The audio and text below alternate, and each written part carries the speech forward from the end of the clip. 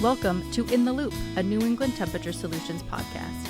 In today's episode, NETS President Dominic DeLuca will be interviewing Peter Sherwin, the Global Business Development Manager of Heat Treat Solutions at Watlow, about Watlow's heat treat solutions.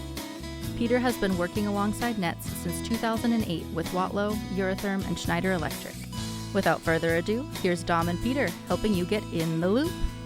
Hi, I'm Dominic DeLuca from New England Temperature Solutions, and today I have Peter Sherwin from Watlow, Watlow Eurotherm, and he is our heat treat solution manager. Peter, would you introduce yourself? Yeah, good to connect with you again, Dom. It's been quite a bit of time since we've done one of these. So yes, my name is Peter Sherwin. I'm the Global Business Development Manager for Watlow.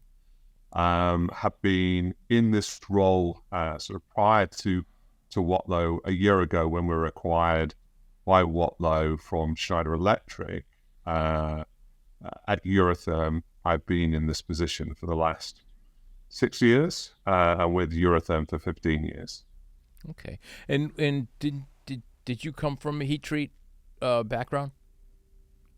Yes. So I've actually been stateside. I'm based just outside Denver in Colorado. I've been here for the past 15 years.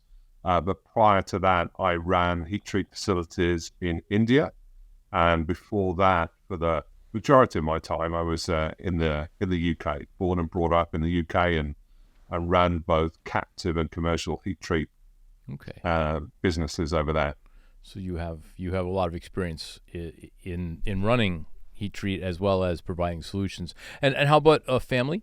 Can you tell us a little about your family, personal side? Yes, yeah. So wife and a couple of kids. One already flew the nest, so he's been through graduating university and then sort of through his first job and then setting up on his own. He's got his own digital marketing agency. And in fact, my daughter, her birthday is tomorrow and she'll be 12. Okay. Wow. Okay. But you've managed to get one out of the house and keep most of your hair, or a good portion.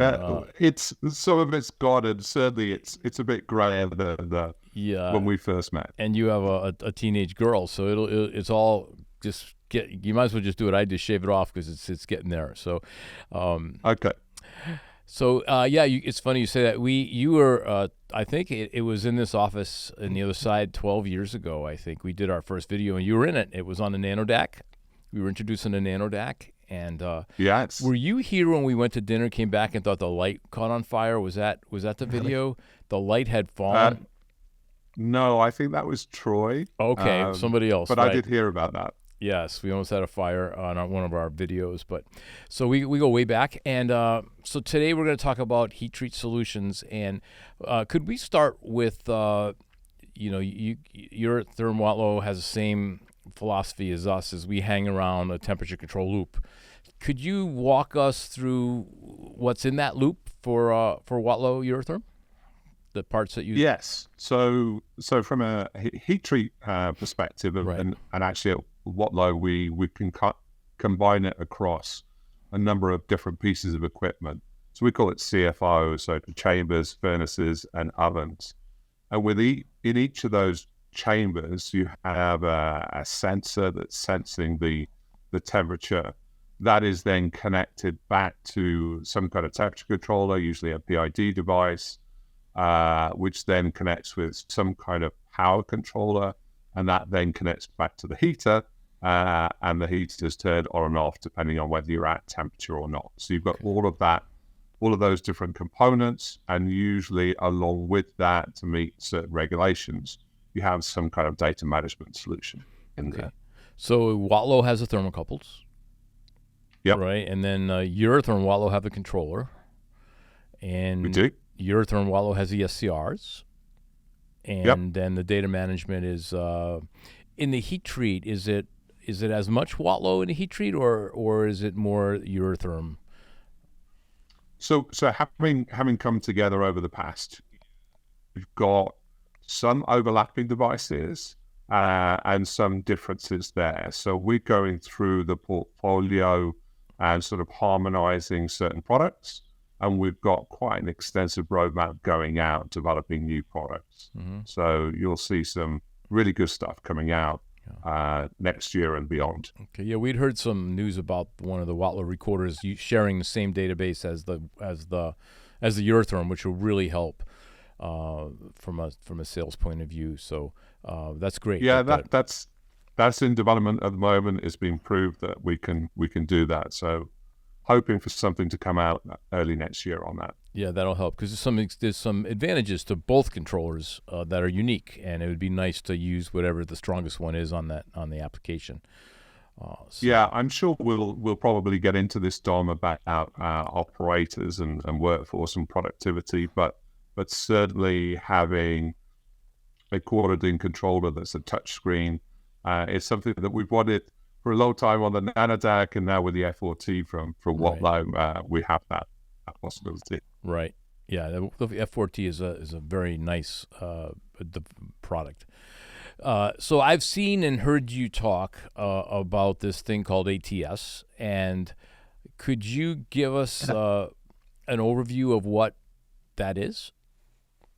Yeah, so probably like yourself, about a year ago, didn't know anything about ATS. This is a product that's being developed within Watlow, mainly for the semiconductor arena.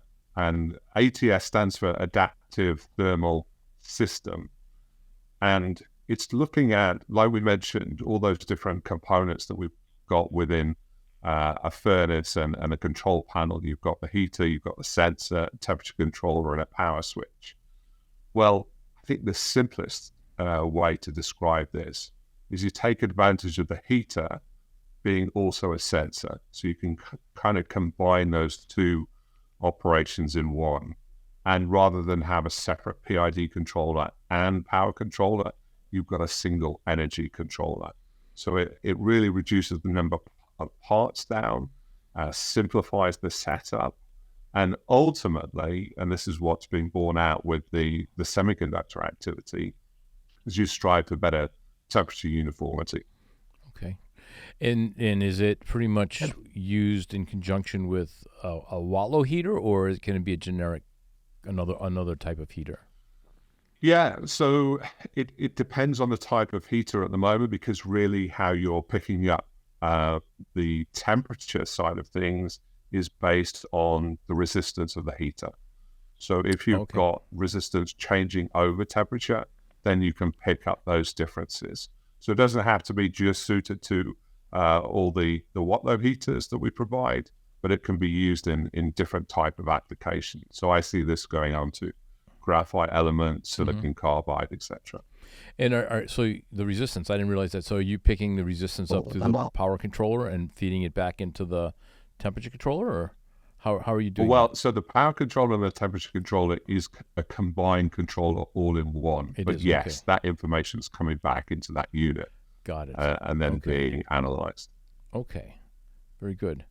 And the other thing I bump into a lot in heat treat, and I know last year there was a mandate that said you had to go digital from a recorder point of view, and I know a lot of our customers thought they were joking, and then were scrambling at the end because they weren't apparently. But the compliance issues and all that are more than in a lot of other industries, probably because of aerospace and that kind. Could you talk about the compliance issues around, because that's really what makes this market a little different, is there's a ton of compliance stuff. Yeah. So from the aerospace side, you have AMS 2750G, which is the pyrometry standard. And that's, I think, what you're referring to, that's actually dictated now that all control, all recording and over temperature instruments need to be digital. There was another thing that came in about having a decimal place within recording instruments that kind of set everyone kind of scrambling. But that's on the aerospace side. But you've also had very similar requirements come from the automotive industry. And so automotive with CQI 9 has also required that digital instrument and digital recording. So these are changes that have come quite quickly to the industry, But actually, when they polled the industry as a whole, most companies, I think, across the world, it was something like 65% of companies already had some kind of digital data recording on their site. So it wasn't something completely new. No, but how about secure? Because one of the big things we talk about is secure encrypted data for like aerospace and that. A lot of those recorders weren't secure, were they? So, as all of these standards have evolved, and they're actually evolving much, much quicker now. So we're on MS 2750G. That was part of a usual 5-year update. But actually now going forward, these updates are going to be made every 2 years. What you'll see in the updates as far as data is concerned, there's usually something that's added on. So we've had the fact that we need to have digital data, but certainly the standards stress the security of that data. Mm-hmm. I mean, what they want to protect someone actually going in and modifying that source data and giving inaccurate information. Mm-hmm. So you need to capture that data at source in a tamper evident or a tamper resistant file format. But then even as you pass that along the chain, so when that data is in flight, you want to protect it. When you're reviewing it, you want to protect it as well. So we've done quite a bit over the past few years with our data reviewer platform in having the ability to unpack that information in a secure manner on a data reviewer, so you can see the trends, etc. But we've gone from not just being able to look at that as a linear chart or a circular chart, but having the spreadsheet view within that software, so you don't have to export it to Excel, Mm-hmm. because as soon as you do, then you break that chain of security. Right.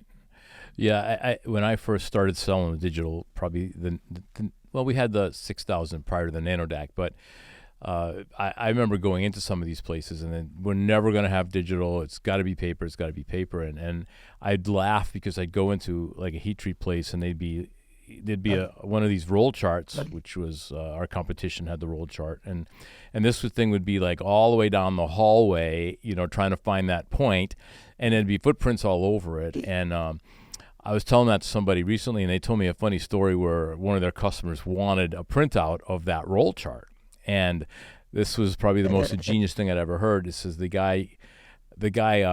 This was years ago, and he figured out a way. He put that roll chart in his fax machine and just let the fax machine fax that whole roll chart to the customer. It was like 100-something pages because he didn't have to cut and paste. And it was pretty brilliant of the guy, but it really ticked off the guy who wanted it because his fax machine was just running all day long. But seeing those footprints and the problem of getting that data off of a piece of paper compared to today where you can just write the batch, you can type in, and can you talk a little bit about how our software, automates some of that, lets you create batches in that? Yeah, so if you take some of the products like the NanoDAC or the 6000 series, you can actually set up batch fields. So when you start a batch, you can put some information about what is the run number, what are the components you're treating, maybe if you're a service provider, the actual commercial heat treaters name, etc. You can put that detail in, so it captures that detail along with the process record. So when you actually look at that information in Data Reviewer, you just have to search for, say, that part number or that company name, and it will quickly bring up the relevant batch Mm-hmm. details. So my understanding is that we're creating a database, but you're able to parse it out by batch by a lot of different things. Yes, indeed. And it is very fast to bring that out. I'm going to pick up on your story about faxing. So I'm going to take that so this must have been in the 2000s, and we had a pretty smart photocopier that could scan to PDF. Mm-hmm. And so we used to take those paper chart records and scan it on the photocopier to PDF and then send it. But you can imagine sort of the time involved in doing all of that. Not a good use of someone's time. And now you can do all of that automatically. So Right. And finding it. I mean, I can't imagine, you've got this roll of 100. I don't know I've never used one. I sell, the rolls are pretty big, and to try to find a time on that roll, and then get it back. We had the fan folds. Barbara Coleman at the time competed with the Honeywells, and we had the fan fold, which is pretty good. You could just open it up and find your spot. And we used to joke about the footprints and all everybody else's of paper, but so it's a different world, And then a decimal point, obviously, no decimal point on a piece of paper, and even a decimal point at 2,000 degrees is a little hard anyway. But I guess it's more repeatability. Well, I have a story about that in India when they had a small frame paper chart recorder that was on the side of a furnace, and we swapped that out with a digital recorder. So yeah, it was a Eurotherm 6000, and straight away complaints came back that the furnace isn't running properly, right? Because that line, the thickness of the line on the paper chart recorder, was covering about 5 degrees, right? And so you could actually see that wave on the digital chart recorder, and everyone thought the chart recorder is having an impact on the process control. Right. But in actual fact, it was just showing what was in reality happening to that furnace. Did you ever have to? We've had people complain because they put the decimal point 2000.0 and that last digit would bounce all over the place, and they'd complain. So we literally had them put black tape over that number so nobody could see it, because it didn't really at 2,000 degrees. What's a half a degree? I mean, it's like crazy. But not to insult anybody in that industry, it is a problem. We get that all the time. Or the controller is not agreeing with the over temp because it's off by a half a degree or things like that. So I mean, and on that, I mean, the best thing for people to do is make sure they take advantage of communications now. Right. Even in small sort of 16-DIN controllers, you've got the ability to have an Ethernet port and push data out digitally. So you're not having to retransmit and have the errors with those. You can actually just take the exact reading from one device to another. And even with some high limits, those are being combined into sort of temperature controllers and high limits all in one. And so you have the same reading. Yeah, our demo box actually is all Ethernet, and we're communicating via the master communications, like to the SCR. We don't send the 420, right? We send a soft command. Have you done that? You've obviously done that. Yeah, it's interesting. There's a difference of opinion out there. Some people like the 4-20 sort of wired solution, but you have far more data if you do it through the Ethernet side of things. So we bring in voltage. It would be my preference if I was running a piece of equipment today. Yeah, so we bring in voltage, we bring in current, we bring all that good stuff in from the SCR into the recorder as different channels. We can alarm on, there's certain heaters that lose their resistance over time or their resistance changes. We can alarm on that capability. So the digital communications really allows a lot of PPM, if you would, of something that's going on. And I think an extension on that is just the rising view of energy and energy management in sort of high temperature applications and the heat treat industry.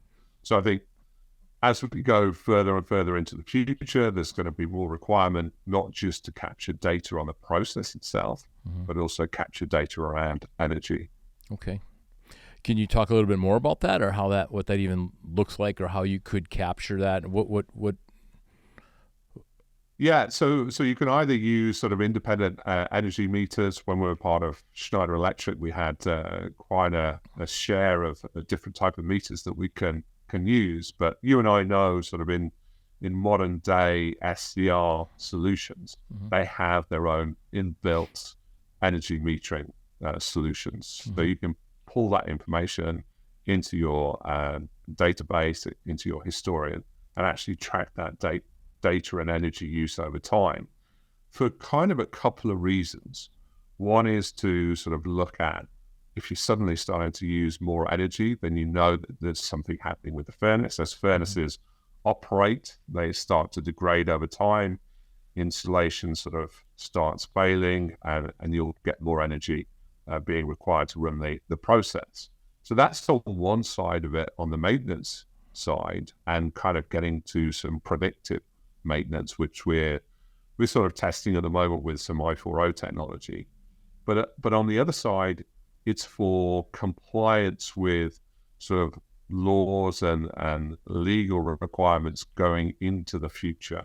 So you've got the SEC that's putting out requirements on large companies to actually monitor their energy use. They call out these different scopes, whether it's energy that they purchase or they're producing emissions from their gas-fired equipment on site or through the value chain. So if someone's supplying them as a commercial heat treater, then actually capturing the energy use and energy programs that third party is pursuing. Okay. Cool. So you touched on it a second ago. We hear this Industry 4.0, and I know you talked about it in the past. How does that help? What is it? And then how does it help the process engineer that we might be talking to? And how can, what is our involvement in that? Or will it be in the future? Yeah. So there's quite a bit to unpack here. I mean, I kind of reflected before we came on the call as to my involvement with this side of the technology. So I have to kind of roll back to about 2010. There was an Ops Manage event in Florida, a Eurotherm with Invensys together. We were rolling out some of these solutions. So IoT has been around for a while. At that time, we talked that when the NanoDAC came out, but maybe you wouldn't know, at that time we'd actually developed an app because the iPhone was relatively new, it had come out, and we had this really smart app developer back in the UK. He developed a full app for the NanoDAC, but it was felt that keeping up with all of the updates of Apple, that we really didn't want to go that route in the end. So we had this really fantastic looking app, but it stayed as an R&D project, and instead we put on a sort of a default web server instead. But at that Ops Manage event, we kind of sort of got exposed to all of the other solutions, particularly with Invensys being focused on oil and gas. They were doing a lot of virtual reality solutions. I remember putting on some goggles and sort of lighting a furnace that was being used in the oil and gas industry, and doing this through VR. So this stuff has been around, but back then, it's the lights of the oil and gas industry where sort of the hourly revenue is like $10,000 an hour. They could pay for a lot of these smart solutions. And the thing that I've noticed over the past decade is all of these IoT and Industry 4.0 solutions have enabled other people to be part of this now. So the technology is now available to all at a reasonable cost. Okay. And how do we play in that? I mean, what would Watlow Eurotherm offer? What does that look like?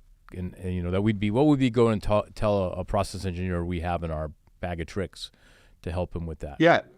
So I mean, we'd had a few things that we were working on, Eurotherm and Schneider Electric, before we came into Watlow, and then we sort of continued that because of the efforts that Watlow had, particularly in their other business units. So there's energy and environmental is one business unit that was leveraging sort of gateways to pull data out from processes, and the same thing was being done in semiconductor. And there was a team back in Watlow that was actually analyzing this information and providing reports back to the customer to actually give information on sort of, is your process trending correctly? What's your energy use over time? Are we seeing any particular issues with maintenance equipment? So all of that information is coming back to a central place, being analyzed, and then reports sent back to the customer, along with discussions with the customer to kind of understand and put some context around some of that data. So we leveraged that, and we've been running a few pilots across North America over the past few months to sort of really understand where we can add more value with these types of offerings. A lot of the low-hanging fruit is kind of predictive maintenance, really being prepared. So you're starting to see something degrade, kind of understand what its remaining useful life is. So you kind of put a warning up to say, look, if you want to be ready to take this furnace offline in a planned way, then you need to start to be able to get your parts sort of at your site sooner rather than later. Mm-hmm. So you're prepared. And the other thing I mentioned with energy, so just picking up on that energy usage and how that will start to deteriorate over time gives you two kind of indicators.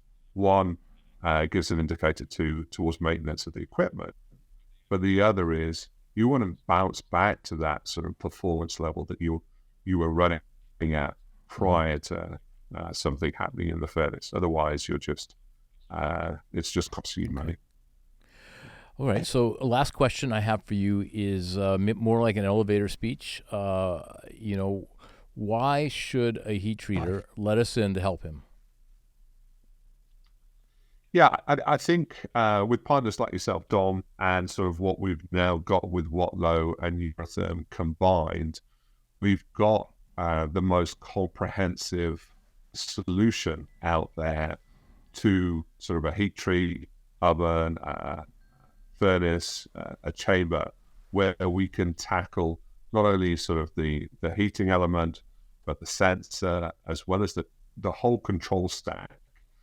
And we have, I think, the most advanced data management platform that is around that's tailored to the heat treat market. Mm-hmm. Cool. Very good. Well, it's been a pleasure doing this again with you. Oh, let's not wait 12 more years or whatever it was. And enjoy it. You said, what's the weather like in Denver today? It's we had a little bit of snow over the past couple of days, but the sun's out, and so blue sky. So it's pretty nice here. Nice. I was out there for a conference in May, and my wife and I did a loop, 1,000-mile loop all the way around. We started at Glenwood Springs and then worked our way. We ran into a closure because of snow, and it was like a 5-hour detour. It's kind of crazy out in that part of the country how they could just say, nope, sorry, road's closed, and you got to go around. Yep. It was, but probably one of the nicest places we've been to. We want to go back. It's a gorgeous state, and a lot to do there. It's beautiful. Well, thank you very much. And we'll maybe do this again on another topic. And it's been great having you, Peter. Okay, I appreciate the time and opportunity. Thanks, Dom. Yeah, bye-bye. Thank you for getting in the loop with us. We hope this podcast was informative, and if you need any assistance on anything in the thermal process industry, please feel free to reach out to us at 800-848-NETS. That's 800-848-6387. Or visit our website at www.nets-inc.com to fill out a request for information form. If there are any topics regarding thermal processes that you would like to hear on a future podcast, please send us a comment. We hope you have an awesome day every day.